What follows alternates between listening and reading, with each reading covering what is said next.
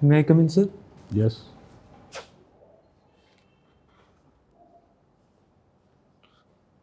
Good afternoon, sir. Good afternoon, sir. Take your seat. Thank you, sir. आप electrical engineer हैं। Yes, sir. Wild circuit breaker जब नहीं था तो electrical system में क्या प्रॉब्लम ज़्यादा आता था? सर, जब सर्किट ब्रेकर हमारा नहीं था तो जब भी कभी फॉल्ट आता था तो सर्किट ऑटोमेटिक ट्रिप नहीं कर पाता था, जिसके कारण हमको इकोनॉमिक लॉस होता था। जो हमारा सिस्टम है वो ख़राब हो जाता था, लॉस का चांस रहता था। अच्छा, तो आप तो बिहार के रहने वाले हैं। Yes sir. बिहार के 6 पर्यटन स्थलों का नाम बताइए जहाँ की मान लीजिए आपको घूमने जाना हो तो जाना पसंद करेंगे। 6 ऐसे जगह। सर, सबसे फर्स्ट में अगर देखा जाए तो विक्रमशिला वाइल्ड लाइफ सेंचुरी जो डॉल्फिन के लिए है। Second sir Rajgir. Third sir Golghar. Fourth sir Takht Shri Harmandir Sahib जो गुरुद्वारा है। उसके बाद सर संजय गांधी जैविक उद्यान और मनेर शरीफ दरगाह। ककोलत का नाम सुना है? यस सर, नवादा में है। क्या है ये? सर वाटरफॉल है। कभी गए? सर सॉरी सर, नहीं गया हूँ। ये पर्यटकीय स्थलों में नहीं आता है? यस सर, पर्यटक स्थलों में आता है, लेकिन मुझे जो 6 याद करना था तो वो नहीं आया। नहीं, जस्ट आपसे पूछ रहे हैं। अभी इसका रिनोवेशन हुआ है हाल ही में, यस सर। इसी वर्ष 2024 में। Yes sir. श्रीलंका में इकोनॉमिक क्राइसिस लास्ट ईयर और ईयर बिफोर लास्ट ईयर पूरे चर्चा में रहा है इंडियन सब कॉन्टिनेंट में। इसकी मुख्य क्या वजह रही थी? सर, एक जो वजह रहा था, डेट ट्रैप में श्रीलंका फंस गया था। चाइना का डेट काफ़ी ज़्यादा अधिक हो गया था। दूसरा सर, ऑर्गेनिक एग्रीकल्चर को वो अचानक इम्प्लीमेंट करना चाह रहा था, जिसके लिए कोई टाइम पीरियड नहीं दिया गया। और तीसरा सर, एक पॉलिटिकल लीडरशिप जो था वो टैक्स वगैरह जो है काफ़ी छूट देने लगे, जिसके कारण इकोनॉमिक जिसकी टैक्स वगैरह से जो सरकार को धन मिल रहा था उसमें अचानक गिरावट हुई। और ईस्टर बम धमाके के बाद टूरिज्म में एक लॉस हुआ था, और कोरोना महामारी में ये टूरिज्म का लॉस और अधिक हो गया था, जिसके कारण ये 4-5 कंपोनेंट मिलके एक इकोनॉमिक क्राइसिस का कारण बना। अभी बिहार में बहुत नेपाल के द्वारा पानी छोड़े जाने की वजह से बाढ़ की स्थिति उत्पन्न हो गई थी। Yes sir. इसके मुख्य कारण क्या रहे हैं, और अगर आप सुप्रीम पावर में रहते तो इसके निदान के लिए क्या करते? सर, बिहार में अगर बाढ़ के मुख्य कारण की बात की जाए तो एक अत्यधिक वर्षा के कारण कई बार बांधों को सुरक्षात्मक दृष्टि से खोला जाता है। इसके अलावा गाद जो हमारे यहाँ है काफ़ी ज़्यादा कोसी गंगा लेके आती है, जिसके कारण जो नदी की क्षमता है वो कम हो गई है। इसके अलावा नदियाँ अपना जो पैटर्न है वो भी बार बार बदल रही है। जैसे कोसी का पैटर्न 2008 में एक बड़े पैमाने पे बदला था। और अगर मैं एक बतौर प्रशासक अगर हूँ और मुझे बाढ़ रोकथाम में काम करना है तो सबसे पहले सर दीर्घकालिक रूप में अगर देखा जाए तो अभी भारत सरकार और नेपाल सरकार के बीच कोसी हाई डैम परियोजना पे काम के लिए बातचीत चल रही है। उससे मैं और आगे बढ़ाने का प्रयास करूँगा। इसके अलावा सर इंटरलिंकिंग ऑफ रिवर जो प्रोजेक्ट बिहार सरकार का चल रहा है कोसी मेची का, इसके तरह और भी जो प्रोजेक्ट हैं उसमें जल्द प्रक्रिया को तेज करने की कोशिश करूँगा। और गाद संचयन के लिए जो साइंटिफिक प्रोसेस है कि प्रॉपर गाद कितना है उसका आकलन करते हुए गाद के निष्कर्षण के लिए एक उपयुक्त तरीका नियोजन करना होगा। इजराइल, फ़लस्तीन, लेबनान, ईरान के बीच जो कुछ हो रहा है, इसमें अगर आपको जज की हैसियत से यह बताना हो कि किसका दोष है तो आप क्या बताएंगे?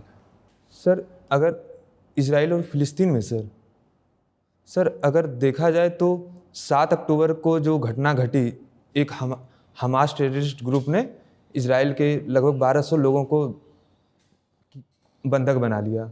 अगर देखा जाए तो एक टेररिस्ट ग्रुप के रूप में उसकी भी बहुत बड़ी गलती रही थी। और दूसरा, इजराइल ने जो इस प्रकार से गाजा में एक तरह से ह्यूमैनिटेरियन क्राइसिस की स्थिति उत्पन्न कर दी, जिसमें लगभग यूएन के आंकड़े के मुताबिक 30,000 से ज़्यादा महिलाएं और बच्चे मारे गए, उसे भी जस्टिफाई नहीं किया जा सकता है। ऐसे में दोनों की गलतियां रही है। और अभी भारत, जैसा कि माननीय प्रधानमंत्री नरेंद्र मोदी जी ने कहा था कि भारत हमेशा से शांति के पक्ष में खड़ा है और हमें शांति जैसे भी हो वैसे तत्काल बहाली के प्रयास करने चाहिए। स्टॉक मार्केट पर जो प्रभाव ईरान का इजराइल के साथ सीधे टकराव वाली स्थिति जो बन रही है, क्या सिनारियो देखते हैं कि भारतीय अर्थव्यवस्था पर इसका क्या प्रभाव पड़ने जा रहा है? सर निगेटिव प्रभाव पड़ेगा, क्योंकि ऑयल प्राइस इंटरनेशनल मार्केट में बढ़ जाएगा, जिसके कारण हम इंपोर्टर कंट्री हैं तो हमें अधिक पैसा पेमेंट करना होगा।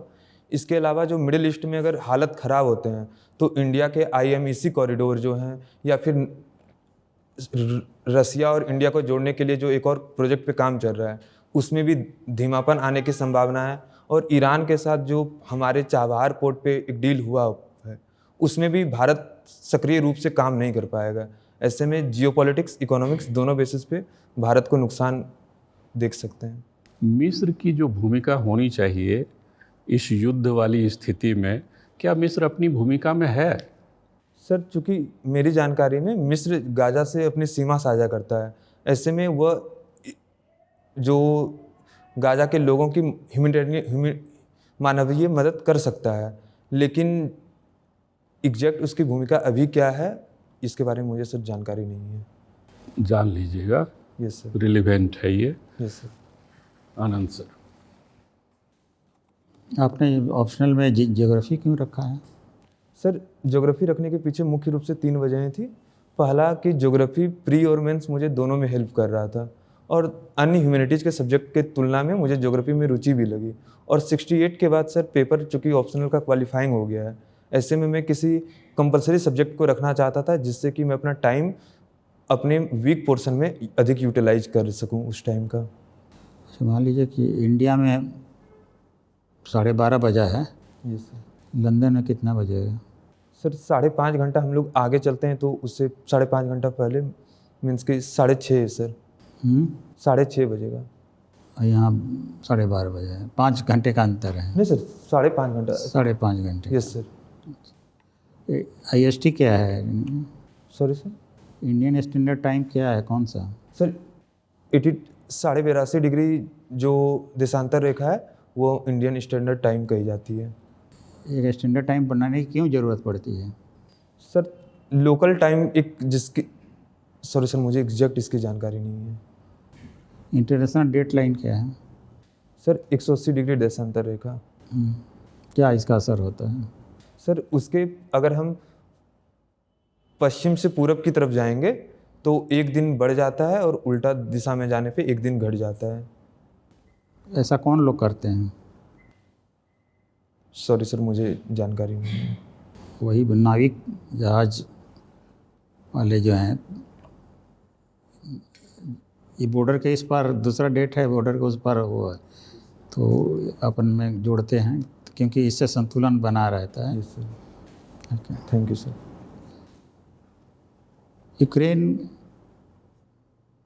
और रशिया के बीच में युद्ध चल रहा है, क्यों हुआ?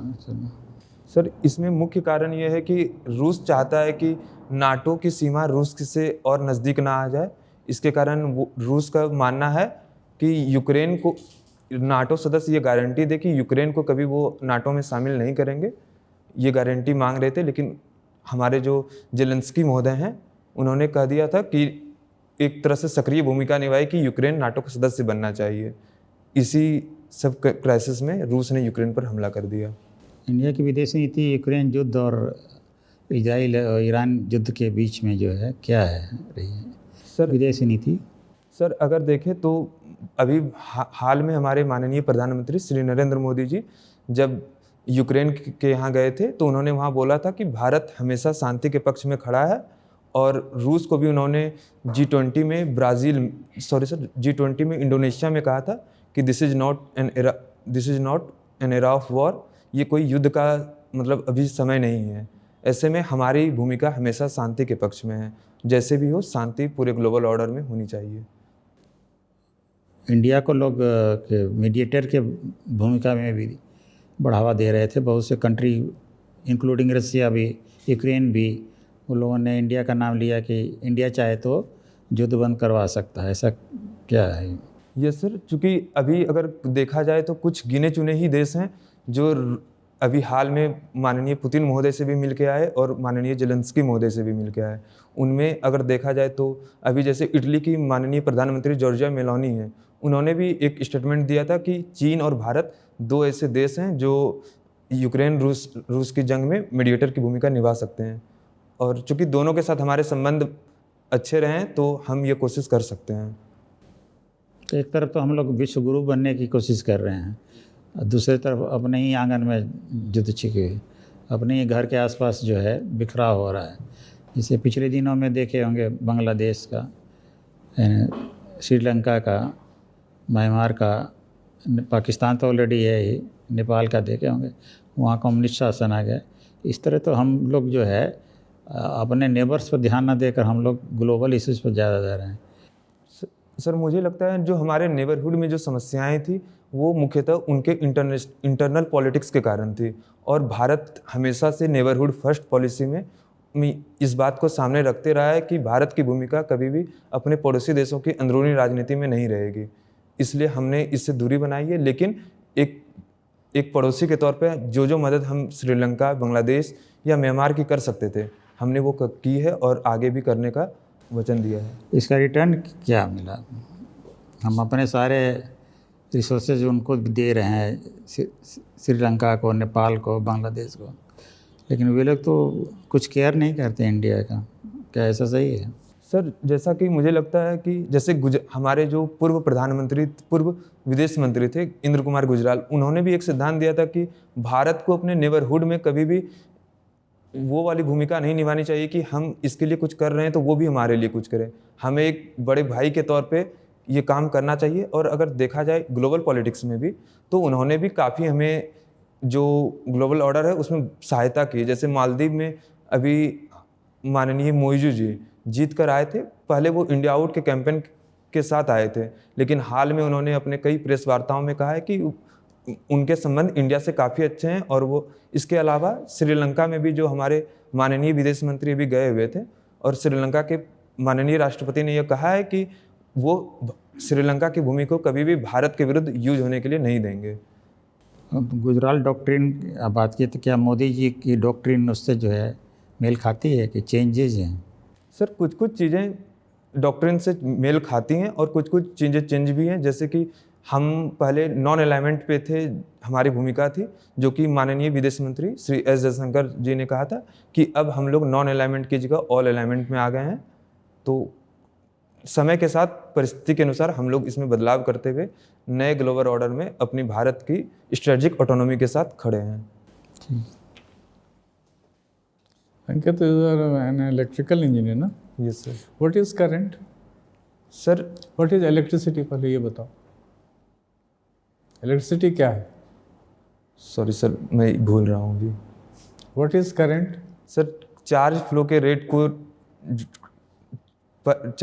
रेट को करंट कहते हैं किसी चार्ज कंडक्टर फ्लो में। के रेट को करंट Yes, sir, कहते हैं। किसी What is conductor- AC current? Sir AC current जो अपनी डायरेक्शन बदलता रहता है, उसमें प्लस माइनस नेगेटिव पॉजिटिव नहीं होता है, वो साइनसॉइडल वेव के थ्रू पास करते हैं। और डीसी में क्या होता है? सर डीसी अपना उसका डायरेक्शन चेंज नहीं होता है, लेकिन उसमें जो टर्मिनल होते हैं पॉजिटिव नेगेटिव टर्मिनल होते हैं और मैग्नीट्यूड उसका रहता है, डायरेक्शन नहीं होते हैं। ये बताओ, जो ट्रांसमिशन हम लोग करते हैं power house to our home और सम टाउन, वो किस पे करते हैं? करंट पे करते हैं, हाई करंट पे करते हैं कि हाई वोल्टेज पे करते हैं? सर हाई वोल्टेज पे करते हैं। What is the reason behind that? Sir why not current? क्योंकि ट्रांसमिशन लॉस जो होता है वो I²R होता है, तो अगर हाई करंट पे हम करेंगे तो ट्रांसमिशन लॉस ज़्यादा होगा। I²R का मतलब?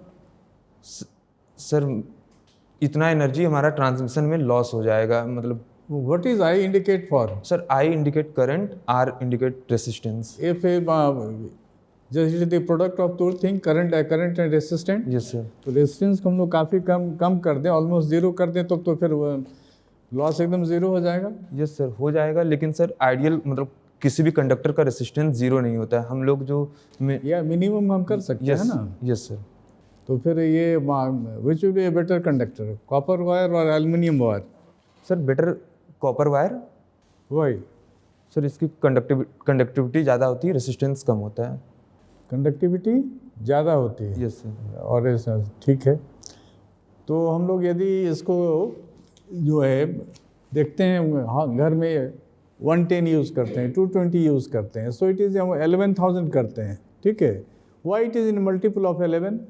11 का मल्टीपल में क्यों वोल्टेज को रखते हैं? सर हमारा जो फॉर्म फैक्टर आता है, हम लोग RMS वैल्यू वोल्टेज का यूज करते हैं, और जब हम लोग जो हमारा प्रोड्यूस होता है वो एवरेज होता है, तो जब हम फॉर्म फैक्टर निकालते हैं वो VRMS बाई V एवरेज होता है, और इसको कैलकुलेट करने पर 1.11 आता है, अर्थात इसका मल्टीपल में अगर करेंगे तो इसके मल्टीपल में ही हमारा ट्रांसमिशन होता है।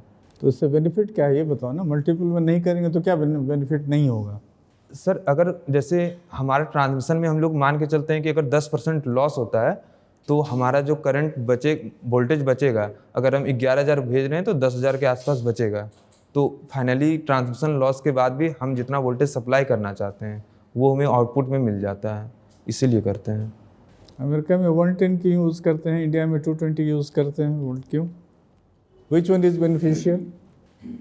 सर अगर आइडियली देखा जाए तो 110 वोल्ट ज़्यादा बेनिफिशियल होता है, क्योंकि उसमें लॉसेस कम हो जाते हैं। तो इंडिया में क्या हम लोग टेक्नोलॉजिकली उतना अपग्रेडेड नहीं है? नहीं सर, हम यूरोपियन मॉडल को फॉलो करते हैं स्टार्टिंग से ही, और USA और 220 वोल्ट में भी काफ़ी फ़ायदे हैं। USA भी एक टाइम पे, मुझे सर एग्जैक्ट डेट ईयर याद नहीं है, ये तो भी बता दो तो चलेगा। एक टाइम पे सर USA भी 110 से 220 पे शिफ्ट होने वाला था, लेकिन चूँकि उसके सारे जो मशीन्स हैं वो 110 पे बने हुए हैं, ऐसे में एक बहुत बड़ा इकोनॉमी, उनको बहुत बड़ा बजट चाहिए वो सारा चीज़ को चेंज करने के लिए। E=mc² क्या है? सर वो आइंस्टीन सर ने एक फार्मूला दिया था जो थ्योरी ऑफ रिलेटिविटी पर बेस्ड है। क्या मतलब mc² का क्या मतलब? सर E का मतलब यहाँ एनर्जी है, M का मतलब मास, और C लाइट का स्पीड है। तो एनर्जी को मास और लाइट के स्पीड को कैसे कनेक्ट कर रहा है इस इक्वेशन से? E=mc² बोल रहे हो ना? Yes sir. तो how it is connected? Energy and mass is कैसे कनेक्टेड है आपस में? सॉरी सर, मुझे एग्जैक्ट नहीं पता। E=mc², C को you can not change, it is like speed of light, but you can change mass. Yes sir. ठीक है, इसके बारे में सोचना, ठीक है ना, ये जानना चाहिए, एज ए इलेक्ट्रिकल इंजीनियर को जानना चाहिए। अच्छा, स्टॉक मार्केट की बात कर रहे थे ना, what is debenture? Sorry sir, मुझे एग्जैक्ट जानना है। आपने बताया ना कि स्टॉक मार्केट क्रैश किया, ये किया। Yes sir. What is dividend? Sorry sir.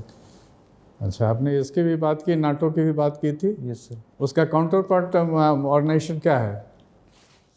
Sir अगर अनुमति हो तो मैं गेस हाँ, बोलिए बोलिए, बिल्कुल अनुमति है। सर CCTSO, जो रशिया और सेंट्रल एशिया की कुछ कंट्री मिलके बनाए थे। उसका नाम बताइए ना, एक पैक्ट हुआ था।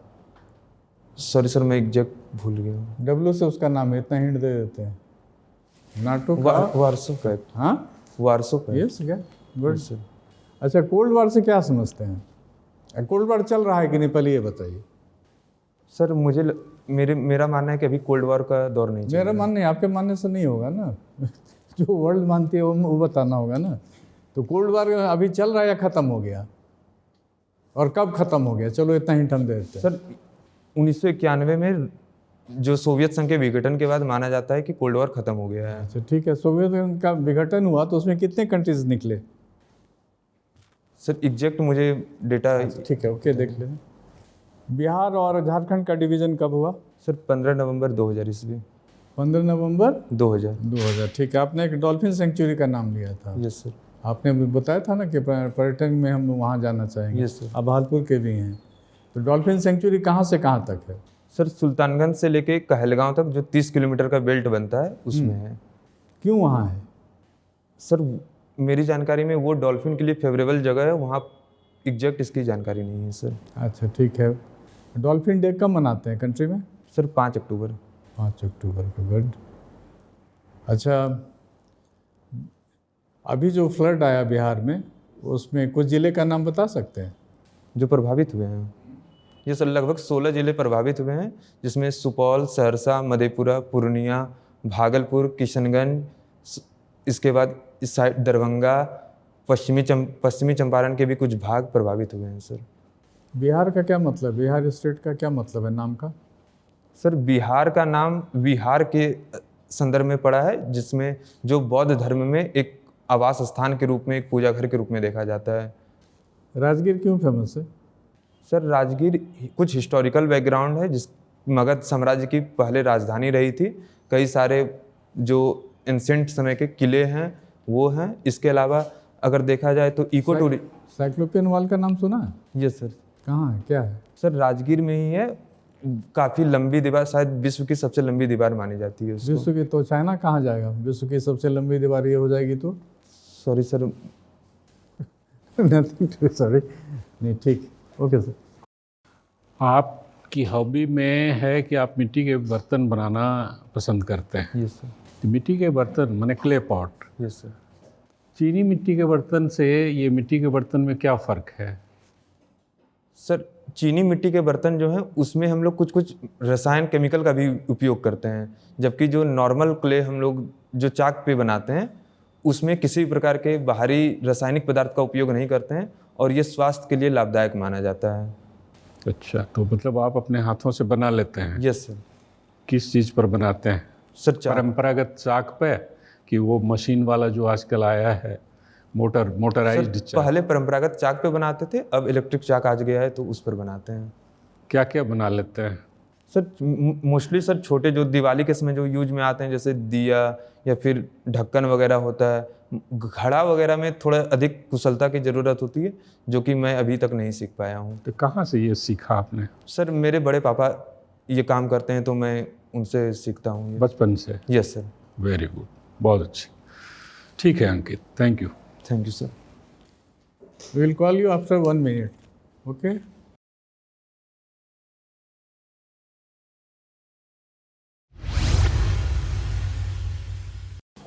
मैं come sir. Yes.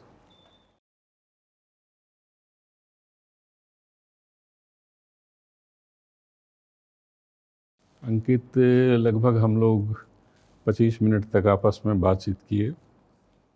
Knowledge wise, appearance wise, flow wise आपका परफॉर्मेंस हम लोगों ने बहुत अच्छा समझा है।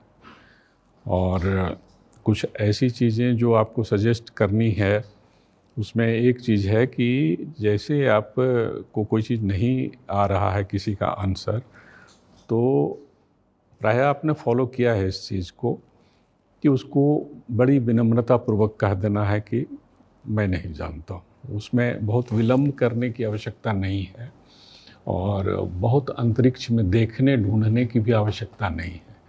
चूँकि इंटरव्यू होता है, वो पर्सनालिटी टेस्ट होता है, व्यक्तित्व का परीक्षण होता है, केवल नॉलेज का नहीं होता है। नॉलेज एक पार्ट है जो आपके पास काफ़ी साउंड है, अच्छा है, और हम लोग समझते हैं कि बहुत ही परफेक्शन के साथ आपने जो इंटरव्यू है वो फेस किया है। Wish you all the best. Thank you. ठीक।